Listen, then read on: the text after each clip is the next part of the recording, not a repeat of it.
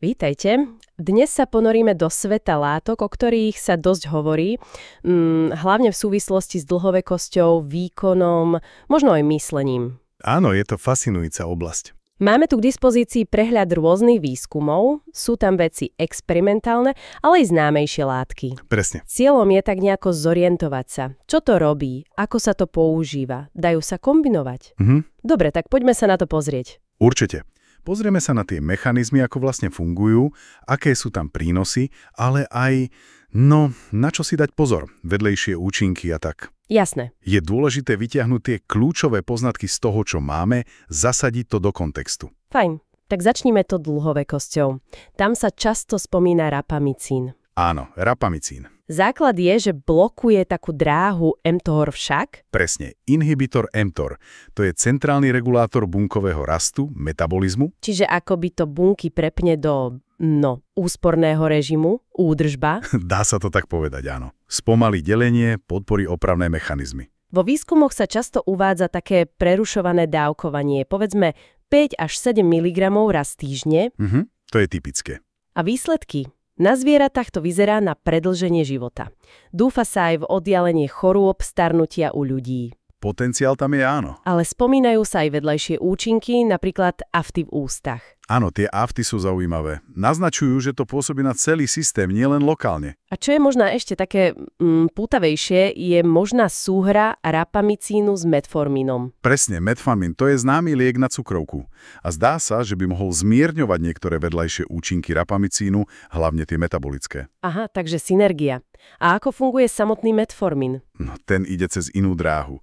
Aktivuje AMPK, to je enzym, ktorý, ako to povedať, signalizuje nízku hladinu energie v bunke. Trochu ako pri pôste alebo cvičení. Presne tak. Napodobňuje vlastne efekty kalorickej reštrikcie.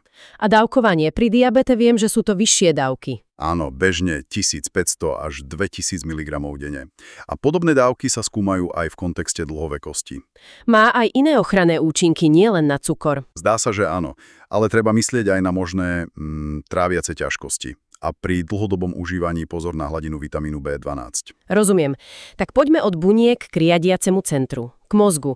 Čo tie kognitívne zlepšováky? Tuto začína byť naozaj zaujímavé. No jasné, nootropika. Napríklad noopept. Ako to vlastne funguje? Čo robí? Noopept, ten zrejme ovplyvňuje glutamátové receptory. Tie sú kľúčové pre učenie, pamäť. Aha. A tiež zvyšuje hladiny BDNF a NGF, to sú neurotrofné faktory. Ako nejaké hnojivo pre neuróny? Presne, dá sa to tak prirovnať. Podporujú rast, prežitie neurónov. Zaujímavé je to dávkovanie. Veľmi nízke, len 10-30 mg denne. Áno, je potentný. A sľubuje zlepšenie pamäti, sústredenia aj ochranu neurónov. To sú tie hlavné uvádzané účinky. Ale pozor, možné bolesti hlavy. A vraj funguje lepšie s cholínom. Áno, ten cholín sa spomína často pri nootropikách. Je to prekurzor acetylcholínu, dôležitého neurotransmitera pre pamäť. Takže to platí aj pre racetamy. Určite. Cholín sa odporúča aj pri racetamoch. Piracetam je taký, archetyp tejto skupiny. Ako funguje piracetam? Je to komplexné. Zlepšuje napríklad fluiditu bunkových membrán v mozgu, ovplyvňuje viaceré neurotransmitery. A dávkovanie je tam ale asi iné ako pri noopepte? O mnoho vyššie. Pri piracetame hovoríme o gramoch denne, ale iné racetamy, napríklad fazoracetam, vyžadujú oveľa nižšie dávky v miligramoch. A účinky? Všeobecne. Zlepšenie kognície, pamäti. Áno, hlavne ak už existuje nejaký deficit. Fazoracetam je špecifický. Pôsobí aj na iné receptory mGlu-R a GABA. Skúma sa dokonca jeho potenciál pri ADHD. Zaujímavé. Dobre, a čo tá tretia oblasť? Fyzická sila, výkonnosť. Tam sa spomína ostarín alebo MK2866. Áno, to je SARM. SARM? Čo to presne je? Selektívny modulátor androgénnych receptorov. Presne. Laicky povedané, snaží sa aktivovať tie receptory podobne ako testosterón, ale cielenejšie, hlavne vo svaloch a kostiach. S menším dopadom inde? Teoreticky áno, preto selektívny.